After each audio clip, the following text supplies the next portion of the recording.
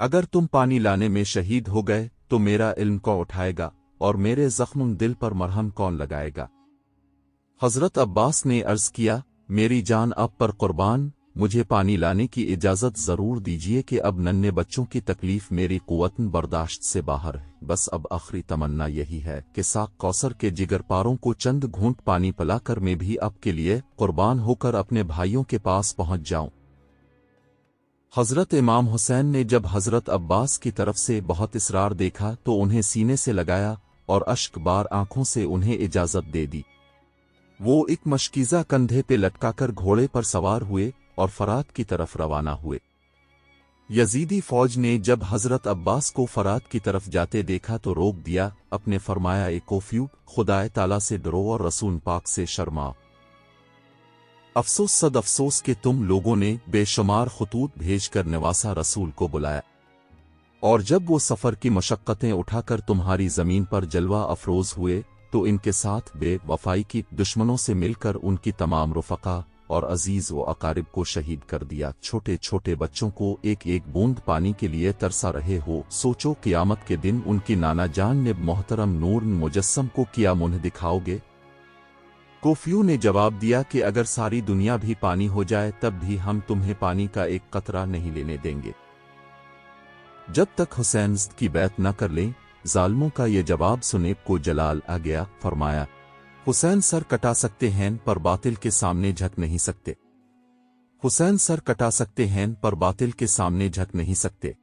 پانی کے کنارے والی فوج نے جب ایب کو دیکھا تو آہنی دیوار بن گئے، مگرشن خدا کے شیر مرتے کٹتے اور دشمنوں کی صفوں کو چیرتے پیوڑتی ہوئے آگے بڑھے اور گھوڑے کو فرات میں داخل کر دیا، مشکیزہ بھرا اور ایک چلو ہاتھ میں لے کر پینا چاہا کہ ننھے بچوں کا پیاس سے بلکنا اور تڑپنا یاد آ گیا تو اب کی عقیدت ایمانی نے یہ گوارا نہ کیا کہ ساق کوثر کے دالارے اور الو فاطمہ کے جگر پارے تو پیاس میں تڑپیں اور ہم سراب ہو جائیں۔ اپنے چلاو کا پانی گرا کر پانی کا بھرا مشکیزہ بائی کندھے پر لٹکایا اور چل پڑے۔ چاروں طرف سے شور ہوا کہ راستہ روک لو، مشکیزہ چھین لو، پانی بہا دو کہ اگر حسین کے خیمے تک پانی پہنچ گیا تو ہمارا ایک بھی سپاہی نہیں بچے گا، سب کی عورتیں بیوہ اور بچے یتیم ہو جائیں گے۔ حضرت عباس اس کوشش میں رہے کہ کسی طرح اہل بیت نبوت تک یہ پانی پہنچ جائے۔ جب دشمنوں نے اب کو چاروں طرف سے گھیر لیا تو اپنی بپھرے ہوئے شیر کی طرح حملہ کرنا شروع کر دیا، لاشوں پر لاشیں گرنے لگیں اور خون کی نالیاں بہنے لگی، اور شن خدا کے شیر نے ثابت کر دیا کہ میرے بازو میں قوت حیدری اور رگوں میں خون علی ہے۔ اب برابر دشمنوں کو مارتے کاٹتے اور چیرتے پیوڑتی ہوئے خما حصے کی طرف بڑھتے چلے جا رہے تھے کہ ایک بدبخت جس کا نام زرارہ تھا نے پیچھے سے دھوکہ دے کر ایسی تلوار چلائی کہ ہاتھ کندھے سے کٹ کر الگ ہو گیا۔ اپنے فوراً مشکیزہ داہنے کندھے پر لٹکا لیا اور اسی ہاتھ سے تلوار چلاتے رہے کہ پھر اچانک نوفل بن ارزق خبیث نے دایاں بازو بھی کاٹ دیا، اپنے مشکیزہ دانتوں سے پکڑ لیا، مگر مشکیزہ کا خما حصے تک پہنچنا شاید اللہ تعالیٰ کو منظور نہیں تھا۔ ایک بدبخت کا تیر مشکیزے کے اندر ایسے لگا کہ پار ہو گیا اور اس کا سارا پانی بہہ گیا۔ پھر ظالموں نے چاروں طرف سے اب کو گھیر کر زخموں سے چور چور کر دیا، یہاں تک کہ اب گھوڑے کی زین سے زمین پر آ گئے اور فرمایا، اے میرے بھائی جان، میری خبر گیری فرمائیں۔ امام علی مقام دوڑ کر تشریف لائے، دیکھا تو عباس خون میں نہائے ہوئی ہیں اور عنقریب جام شہادت نوش فرمانے والے ہیں۔ شدت غم سے امام علی مقام کی زبان پر یہ کلمات جاری ہوئے کہ اب میری کمر ٹوٹ گئی۔ پھر عباس کی لاش خیمے کی طرف اٹھا کر لا رہے تھے کہ ان کی روح قفس انصری سے پرواز کر گئے۔ انا للہ و انا الیہ راجعون۔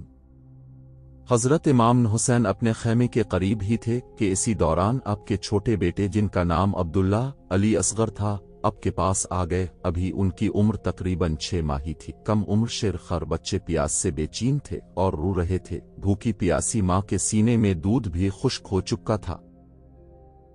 حضرت امام حسین اپنے خیمے کے قریب ہی تھے کہ اسی دوران آپ کے چھوٹے بیٹے جن کا نام عبداللہ علی اصغر تھا آپ کے پاس آ گئے۔ ابھی ان کی عمر تقریباً 6 ماہ ہی تھی۔ کم عمر شیر خر بچے پیاس سے بے چین تھے اور رو رہے تھے۔ بھوکی پیاسی ماں کے سینے میں دودھ بھی خشک ہو چکا تھا۔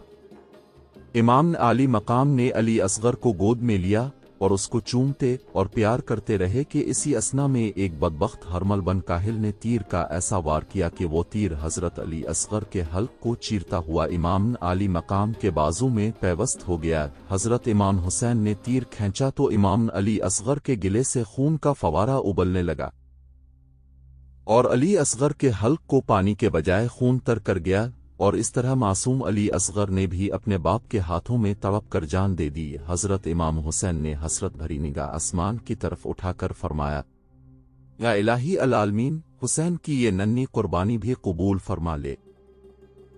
ऊंटनी पर सवार एक शख्स मदीना मुनव्वरा की गलियों से गुजरा तो एक मकान के दरवाजे पर एक बच्ची बैठी रो रही थी। सवार ने हमदर्दी से पूछा कि बीबी तुम कौन हो? बच्ची बोली, मेरा नाम सुगुर है, मैं इमाम हुसैन की बेटी हूँ, वो मुझे छोड़कर कूफा चले गए हैं, मैं बीमार हूँ, अगर तुम कूफा जा रहे हो तो मुझे भी साथ ले चलूं, मैं तंग नहीं करूंगी, मुझे बीमार समझकर न छोड़ना, मैं साथ चलने से ठीक हो जाऊंगी। सवार ने कहा, मैं तुम्हें जरूर ले चलता मगर मेरे ऊंट पर कजो नहीं है, पर मैं तुम्हारा खत तुम्हारे बाप तक जरूर पहुंचा दूंगा।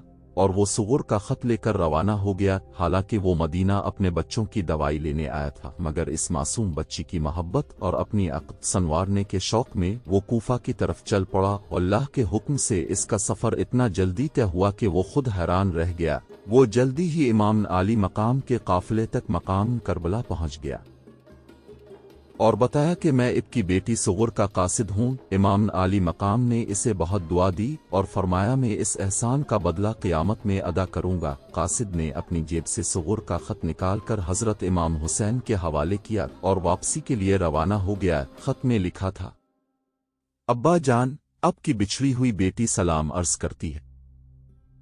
अब्बा जान अब तो कह गए थे कि एक माह बाद अली अकबर आएगा और मुझे ले जाएगा, मगर इतना अरसा गुजर गया। खत में ऐसी ही बातें थीं कि मैं सारी सारी रात सोती नहीं हूँ और सो जाऊं तो बारे बारे ख्वाब आते हैं। अब के इंतजार में सुबह से शाम तक दरवाजे पर राह तकती हूँ, हर आने जाने वाले से इब का पता पूछती हूँ। अब मैं अच्छी हो गई हूँ, अब मुझे अपनी पास बुला लो, अली अकबर भाई को भेजो। और ऐसी ही बातों के साथ लिखा था कि मैंने अली असगर के लिए कपड़े सही हैं और खिलौने लिए हैं, जब आऊंगी तो लाऊंगी।